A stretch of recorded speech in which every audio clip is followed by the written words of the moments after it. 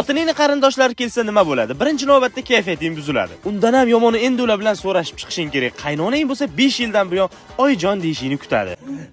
Zebo oying kelibdilar. Yaxshimisiz, tuzimisiz? Zebo oyisi. Qachon ketishadi?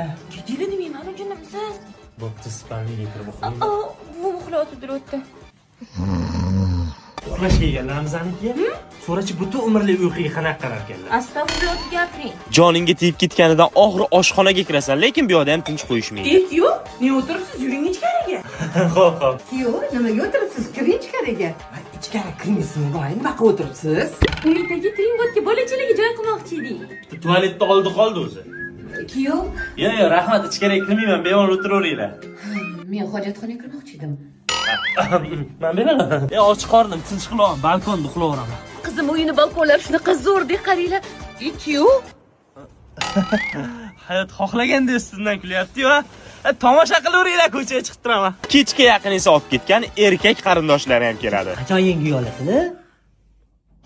Nima? Shuni bilan qilib yuribmiz. Pulimiz qop hadvaldan bittasini olib joylashib, ochib pul olib uy olamizda. Ana ketishdi. Endi xotining bilan mazza qilib o'tiraman deganingda. Umidjon, Zebo bilan gapimiz chala qolgan edi. Uyimga olib ketaman, maylimi? Yaxshi o'tiring. Xo'p.